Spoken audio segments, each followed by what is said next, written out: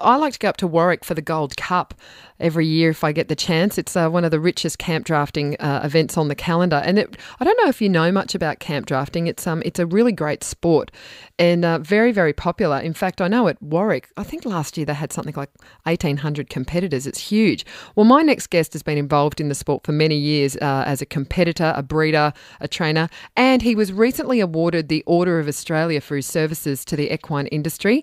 I've dragged him away from a horsemanship clinic. He's actually in Cowra in New South Wales. Ian Francis joins me. Hi, Ian. Hi, Alex. How are you doing? Yeah, thanks for joining me this afternoon, and congratulations on your Order of Australia. That's great.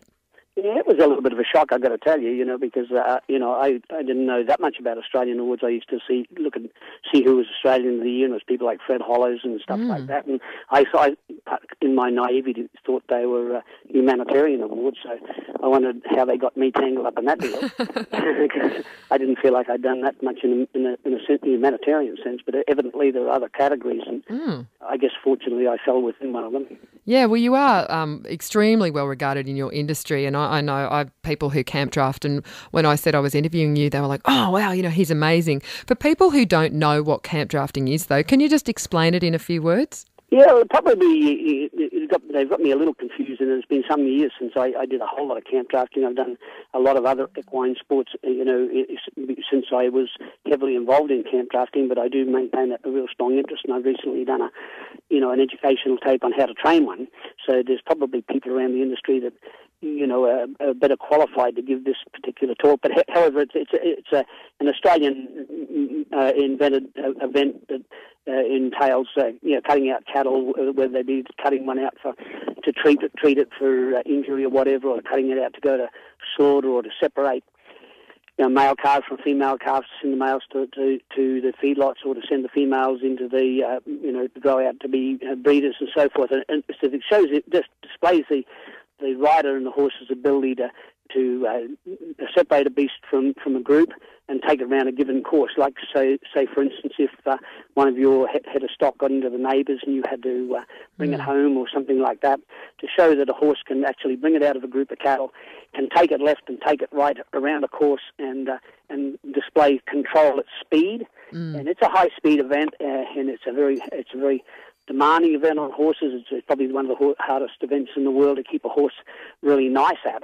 And hence, people around the industry like Pete Comiskey, myself, and Michael Wilson, some of those other boys are going around the countryside trying to help people keep their horses, nice in the event, keep their minds good, keep them physically able to do the job. What makes a good camp drafting horse, Ian? Yeah, we need a horse with a little size and speed, because it's a high-speed event. We need a horse that's got a really, really good attitude mentally to handle the rigours of the sport. He needs to be structured physically so that he can turn around and block a cow. If a head of stock wants to beat him and wants to change direction, he needs to be able to get on his back end and change direction fluidly. And he needs to be able to run at speed and handle his body at speed. He needs to be able to run up beside a bullock or a steer, and if the steer kind of sits up, he needs to be able to, what we call, rate with a steer. They just run and stop and go again if that steer happens to do that. And so you want physical soundness, you want a structure that lends itself to performance, and you want a history of breeding for the event. What about as a rider? What makes someone good at camp drafting when they're sitting in the saddle? A lot of experience with cattle will help a heck of a lot. Knowing what cattle will do, judgment with cattle, being able to assess the type of cattle that come into what they call a camp in the yard where they cut the cattle out from, having a knowledge of what cattle are likely to do and be able to assess that. And enough courage to run at speed and not get excited themselves, be able to run with a quiet attitude themselves, and so that they don't impart too much of that to their horses and get them overawed and overexcited. And enough self-control not to get spurring at the wrong time. It'd be nice. Ian, I'm wondering how you first got involved, because you didn't actually come from a rural family, did you? No, well, my kind of ancestors were, but my immediate family weren't. And they weren't the slightest bit interested in horses. In fact, they were quite horrified that I was kind of interested in horses at all. But it just seemed like that's what was my real interest in life. So I gave up a job that they kind of influenced me into in the railways to go bush. And I've always had an interest in cattle and horses, so the two go together. In the initial stages, there wasn't a job as a horse trainer or a horse clinician as such. So I guess I got involved in cattle to be around horses. But this job evolved over a period of time as people got more leisure time and more leisure industry dollars, and people, started to use horses more so as a sport. Our job as trainers and as clinicians, just evolved. And I guess I evolved along with it, Yeah, Ian, I know that you've spent some time in the US and been involved in horsemanship, as you say, all your life. I'm not just saying this because I think it's true, but from an expert point of view, do you think that we have some of the best horse flesh in the world here in Australia? Oh, yeah, I think we've got some awfully good horse flesh. I mean, we've got some awfully good thoroughbred horses, and we've imported some awfully good quarter horses and polo type horses and stuff. That we had people like the Packers and so forth in the polo industry, and they were affluent enough to bring a lot of the better bloodlines from Argentina and places like that. With frozen semen imports now from the quarter horse lines, we're able to access whatever's being real successful overseas. So I think Australian horse flesh as such are pretty well respected around the world. I don't think there's any argument about that. Yeah, and what impact did equine influenza have on the work that you were doing a couple of years ago?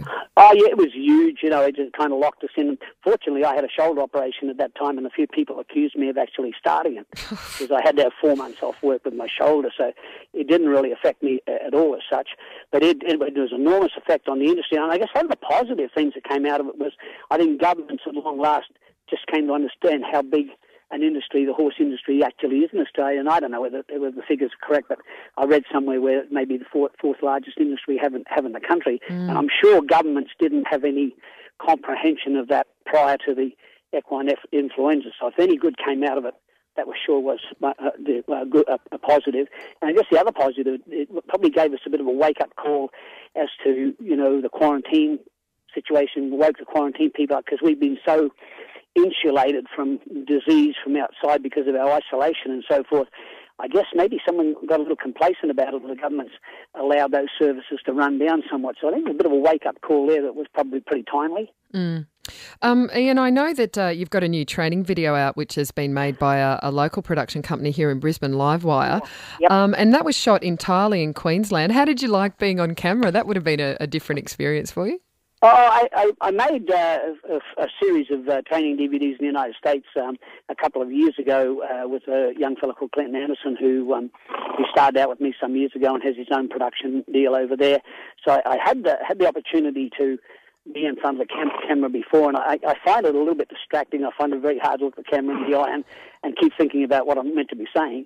But fortunately, I'd done a little of that. I'd done 12 days of it in the United States, and then that was a year earlier. This was the first time I had the opportunity to do the directing and do the whole deal. I was fortunate that Clinton had made quite a lot of tapes over there, and he took responsibility for all that stuff in the first 3 I did. In this one, I had to take responsibility for much of it, and then the Livewire crew, they were real professional, and they kind of covered up a lot of my They cut out all the bad bits. Well, they covered up. They tried to make me look good, put it that way. Well, it's great to talk to you, Ian. I know that you're currently conducting a horsemanship clinic in Cowra, so I'll let you get back to it. In fact, I thought I just heard your horse there. Yeah, I'm sitting on a horse now whilst I'm talking, and these people have been nice enough to give me a few minutes off. I don't know whether you and I are the only 2 people working on Sunday, but poverty is a terrible thing, isn't it? Oh, it so is. Great to talk to you, Ian, and congratulations again on your Order of Australia. That's terrific. Well, thank you. I appreciate the call. And if people want to find out about camp drafting fundamentals and the DVDs, how can they do that? What's your website? Yeah, Ian Francis. It's skymesh.com or at www.qhorses.com.au. Good on you, Ian. I wish I was in your clinic. Oh, thank you. Yeah. Come visit us sometime. Oh, I think I will. Ian Okay. Francis there, expert in his field. There you go. The unique Australian sport of camp drafting.